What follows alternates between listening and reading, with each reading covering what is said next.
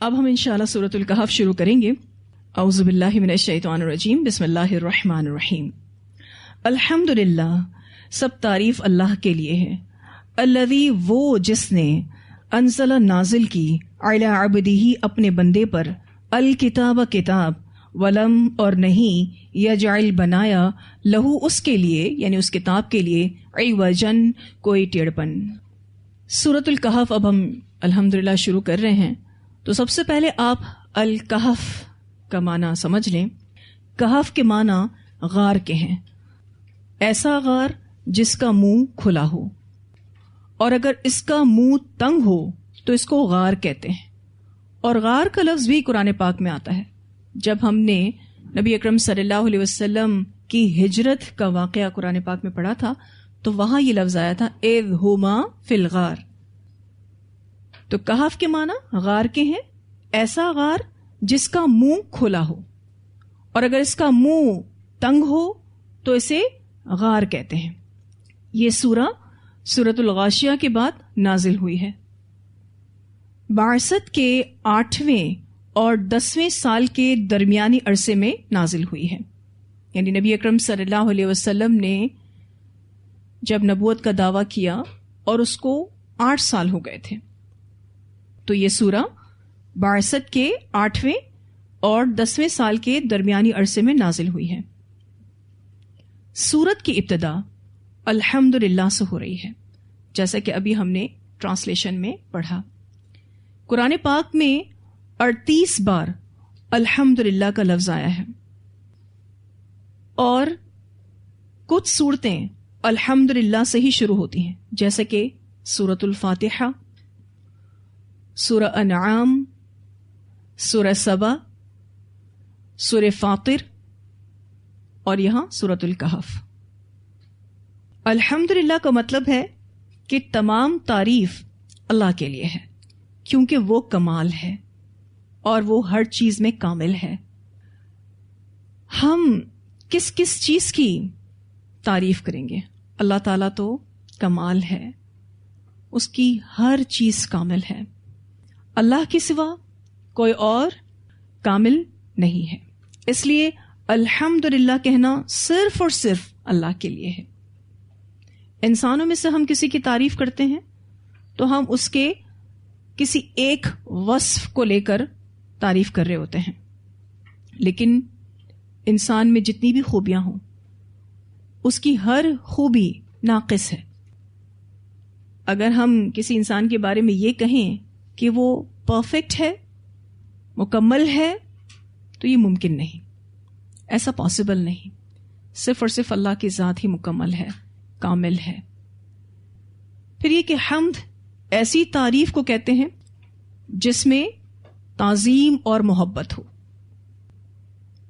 ٹھیک ہے جی، تو اللہ کے کمال کو، اس کی تعظیم کو اور اس کی محبت کو شعوری طور پر محسوس کر کے الحمدللہ کہیں۔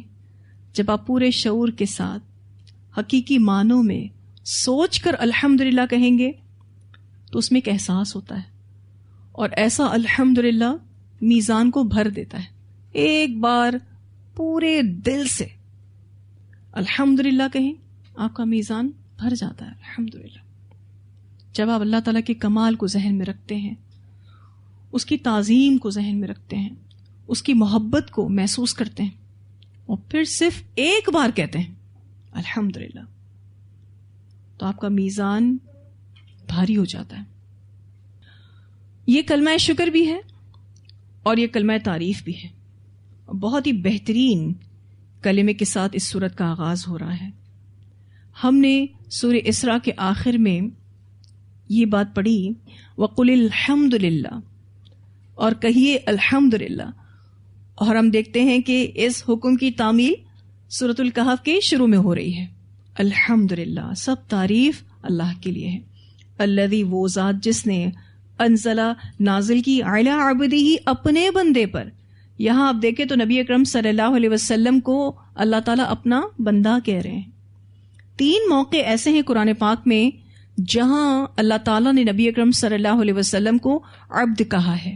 ایک سورۃ البقرہ آیت نمبر 23، دوسرا موقع سورہ اسراء آیت نمبر 1 اور تیسرا یہاں سورۃ الکہف آیت نمبر 1۔ اللہ تعالیٰ فرماتے ہیں سب تعریف اس اللہ کے لیے جس نے اپنے بندے پر قرآن اتارا۔ یہاں پر الکتاب سے مراد قرآن ہے۔ تو یہاں اللہ تعالیٰ کا نبی اکرم صلی اللہ علیہ وسلم کو عبد کہنا بڑے اعزاز کی بات ہے۔ پھر اللہ سبحانہ تعالیٰ فرماتے ہیں وَلَمْ يَجْعَلْ، اور نہیں بنایا لہو اس کے لیے عوجن کوئی ٹیڑھپن۔ عوجن کا جو لفظ ہے عین واو جیم سے ہے۔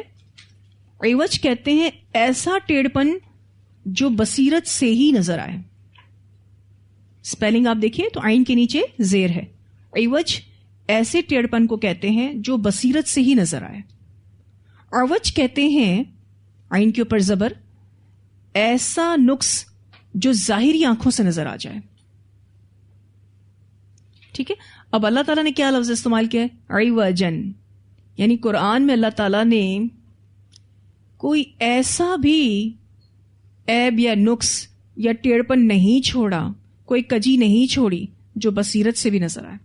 ظاہری آنکھوں سے تو نظر آ ہی نہیں سکتی۔ اگر کوئی بہت غور کرے، بہت اپنی بصیرت کا استعمال کرے تو بھی اس کو قرآن میں کوئی مسٹیک نظر نہیں آئے گی۔ ہر مسٹیک سے پاک ہے یہ قرآن، کیونکہ اللہ کا کلام ہے نا۔ جیسے اللہ تعالیٰ ہر نقص سے پاک ہے، ہر عیب سے پاک ہے، اسی طرح اللہ کا کلام بھی ہر طرح کے ٹیڑھپن سے پاک ہے۔ اور یہ جو عوجن کے لفظ میں آپ کو تنوین نظر آ رہی ہے، اس کو اگر آپ سرکل کر لیں، یہ اسم نکرہ ہے۔ ٹھیک ہے، نکرہ سے معلوم ہوتا ہے کہ اللہ نے اس میں معمولی سی بھی کجی نہیں رکھی، یعنی کسی قسم کی کجی آپ کو نہیں ملے گی۔ کوئی چھوٹی سی چھوٹی مسٹیک بھی قرآن پاک میں نہیں ہے، الحمدللہ۔ قیمن، درست کرنے والی ہے، یعنی یہاں پر اس کتاب کا حال بتایا جا رہا ہے، اس حال میں کہ درست کرنے والی ہے۔ قیمن کا جو لفظ ہے اس کا معنی خود بھی سیدھی ہے اور سیدھی کرنے والی بھی ہے، یعنی یہ قرآن ایسی کتاب ہے جو خود سیدھی ہے، معتدل ہے اور سیدھی کرنے والی ہے۔ بندوں کی دینی اور دنیاوی مصلحتوں کی رعایت اور حفاظت کرنے والی کتاب ہے۔ انسانوں کی دینی اور دنیاوی مصالح کی رعایت اور حفاظت کرنے والی کتاب ہے، یعنی ہر اعتبار سے قرآن آپ کو گائیڈ کرتا ہے، خواہ وہ آپ کا دنیاوی مسئلہ ہو، خواہ وہ آپ کا دینی مسئلہ ہو، ہر اعتبار سے گائیڈنس اس قرآن میں ہے۔ یہ قرآن بالکل سیدھا ہے، سیدھا ہے مطلب معتدل ہے، اور یہ سیدھا رکھتا بھی ہے۔ جس کی زندگی میں قرآن ہے اس کو ہر اعتبار سے گائیڈنس ملے گی۔ یہ کتاب سیدھی ہے اور سیدھی کرنے والی ہے، ہمارے کردار کو، ہمارے افکار کو، ہمارے عقائد کو، ہمارے ذہنی بگاڑ کو، ہمارے اخلاق کو، ہمارے معاملات کو، اسی طرح سے ہمارے عملی بگاڑ کو، پھر یہ کہ یہ پچھلی کتابوں کی بھی تصدیق کرتی ہے۔ جو کچھ بھی اللہ تعالیٰ کو پچھلی کتابوں میں سے قیامت تک باقی رکھنا تھا، اللہ نے اس کو بھی قرآن میں ڈال دیا ہے۔ اور یہ کہ قرآن اپنے سے پہلی کتابوں کی تصدیق کرتی ہے، یعنی کنفرمیشن کرتی ہے کہ وہ کتابیں آئی تھیں۔ اور تصدیق کرنے کا دوسرا معنی کیا ہے کہ جو جو احکامات قیامت تک باقی رہنے تھے اس کو قرآن میں بھی بیان کر دیا گیا۔ کیوں آئی ہے یہ کتاب؟ لِيُنذِرَ، تاکہ ڈرائے، بأسًا شدیداً، سخت عذاب سے، من لدنہ، اس کے پاس سے، وَيُبَشِّرَ الْمُؤْمِنِينَ، اور خوشخبری دے دے ان مومنوں کو، الذین، جو یعملون الصالحات، عمل کرتے ہیں اچھے یا پھر نیک، انا، بے شک، لہم، ان کے لیے، اجرا حسنا، بہت اچھا اجر ہے۔ یہ قرآن انذار کے لیے آیا ہے۔ سب سے پہلی بات یہ ہو رہی ہے کہ یہ قرآن لوگوں کو خبردار کرنے کے لیے آیا ہے، یعنی یہ قرآن اس لیے بھیجا اللہ تعالیٰ نے تاکہ لوگوں کو خبردار کیا جا سکے کس سے؟ سخت عذاب سے. اور یہ جو من لدنہ کے لفظ ہے نا، اس کے پاس سے، یعنی اللہ کی طرف سے نازل شدہ ہے، کسی اور نے اس کو نہیں بھیجا، نبی اکرم صلی اللہ علیہ وسلم نے اس کو نہیں لکھا، یہ اللہ کی طرف سے نازل ہوا ہے. اور اس میں ایمان والوں کے لیے خوشخبری ہے. ایمان جنت کی چابی ہے اور عمل صالح چابی کے دندان ہیں. آپ دیکھیں اگر کسی چابی کے دندان ٹھیک نہ ہوں تو دروازہ نہیں کھلتا، تالا نہیں کھلے گا. ٹھیک ہے، دندان دیکھیں آپ نے، چابی کے جو کروز ہوتے ہیں آگے، اس کو کیا کہیں گے؟ جیسے کنگھی کے دندان ہوتے ہیں ایسے ہی چابی کے بھی ہوتے ہیں. تو ایمان جنت کی چابی ہے اور عمل صالح اس کے دندان ہے. اگر چابی کے دندان میں تھوڑا سا بھی فرق ہو تو دروازہ نہیں کھلے گا، تالا نہیں کھلے گا. اچھا، عمل صالح کے لیے دو چیزیں بہت امپورٹنٹ ہیں، یا آپ اس بات کو یوں کہہ لیں کہ عمل صالح دو چیزوں سے مل کر بنتا ہے. نمبر ایک اخلاص اور دوسرا سنت، نبی اکرم صلی اللہ علیہ وسلم کے طریقے پر ہو. یہ دونوں چیزیں ہوں گی تو ہی وہ عمل صالح ہے. ایک اللہ کے لیے کیا ہوا ہو، اس میں اخلاص ہو، اور دوسرا طریقہ نبی اکرم صلی اللہ علیہ وسلم کا ہو. اخلاص کا الٹ کیا ہے؟ شرک، منافقت، ریاکاری. ان تینوں چیزوں سے اپنے عمل کو بچانا ہے. ٹھیک ہے، یہ اخلاص کے الٹ ہیں، شرک، نفاق اور ریاکاری. سنت کا الٹ کیا ہے؟ بدعت. تو بدعت سے بھی اپنے آپ کو بچانا ہے. اگر ہم چاہتے ہیں کہ ہم عمل صالح کریں تو اس کے لیے ہمیں اخلاص پر مبنی عمل کرنا ہوگا اور طریقہ رسول اللہ صلی اللہ علیہ وسلم کا ہوگا.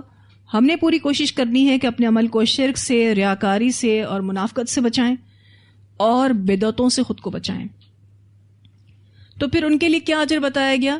ان لہم اجرا حسنا، بے شک ان کے لیے بہت اچھا اجر ہے.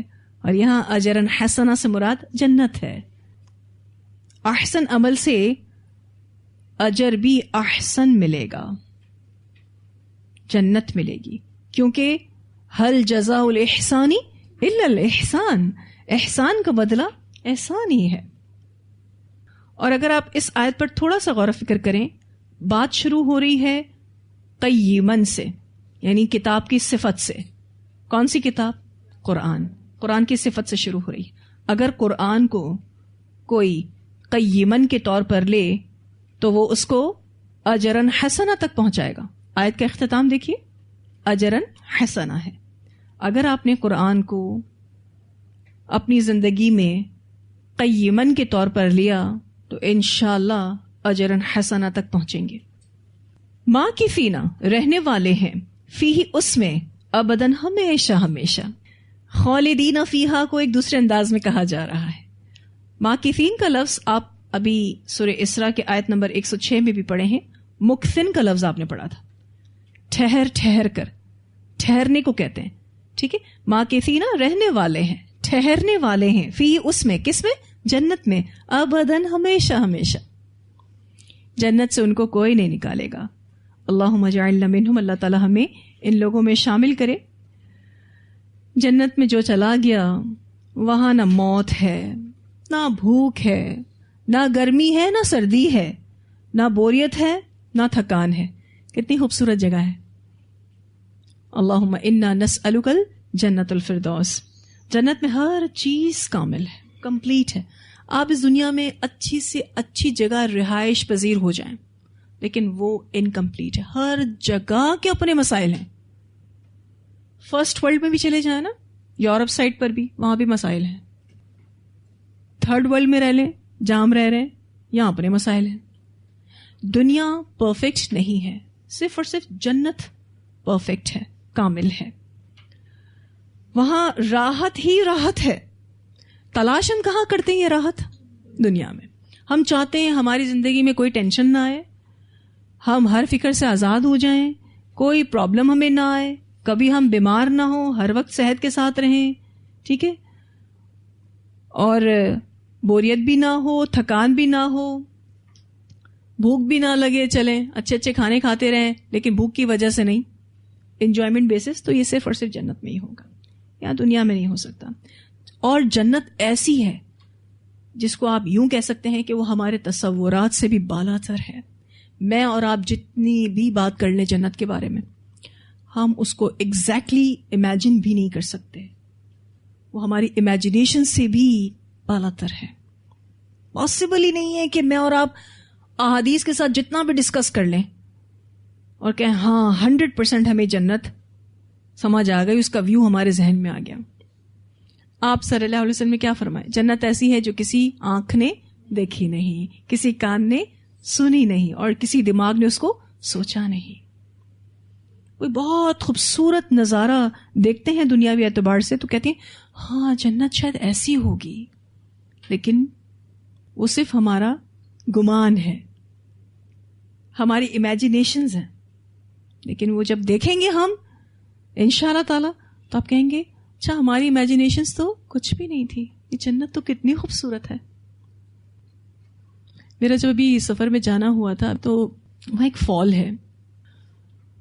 وہ واٹر فال جب بھی میں دیکھتی ہوں تو میں سوچتی ہوں اللہ تعالیٰ اتنا بڑا واٹر فال جنت میں, آپ کہتے ہیں جنات ان تجری من تحت الانہار, جنت کیسی ہوگی؟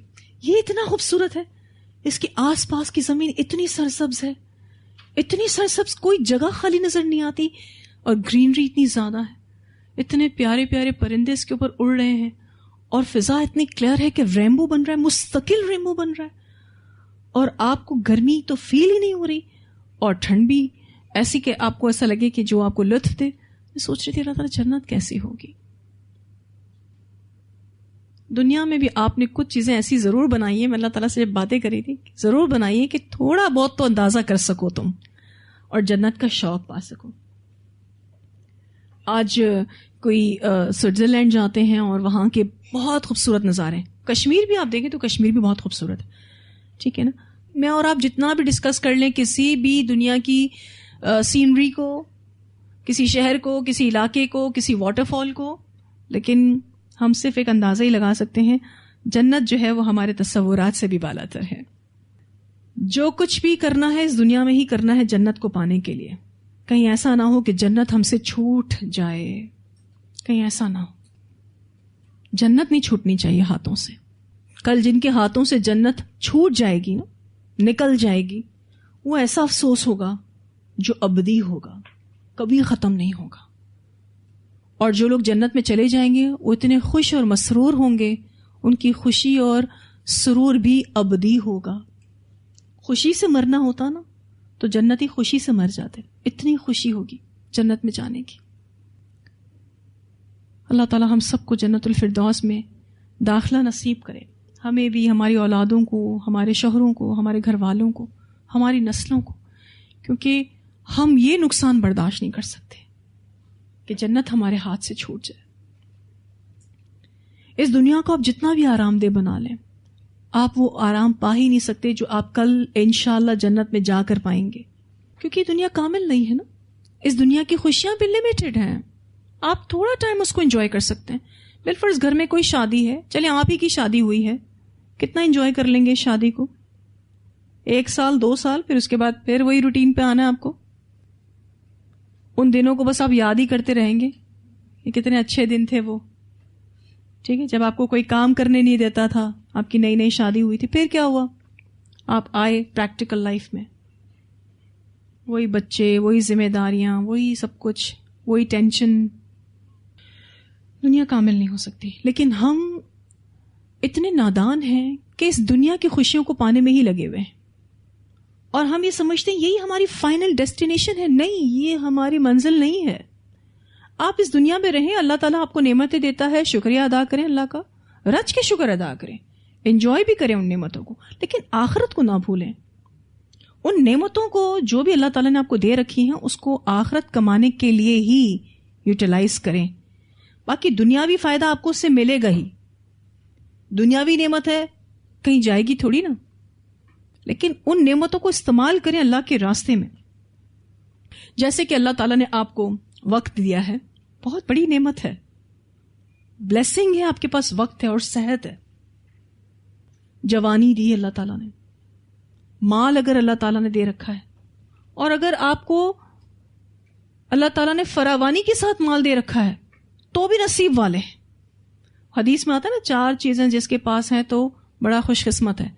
اچھا گھر, فراخ اور وسیع گھر, اچھی سواری, اچھا زوج, مرد ہے تو بیوی, بیوی ہے تو شوہر, اور اچھا پڑوسی. اگر یہ چاروں ہیں آپ کے پاس, آپ کمفرٹیبل ہیں اپنے گھر میں, سکون سے ہیں, آپ کے پاس اللہ تعالیٰ نے اچھی سواری دے رکھی ہے, یا کنوینس ہے آپ کے پاس کہ آپ اس سے اچھی سواری اپنے لیے ہائر کر سکتے ہیں. ضروری نہیں ہے کہ آپ کے پاس اچھی سی چمچماتی گاڑی ہو تو آپ نصیب والے نہیں. اگر آپ کے پاس کنوینس ہے اور آپ اپنے لیے رکشا لے لیتے ہیں, گاڑی لے لیتے ہیں, مطلب تھوڑی دیر کے لیے صحیح, تو یو آر بلیسڈ. الحمدللہ آپ نصیب والے ہیں, الحمدللہ.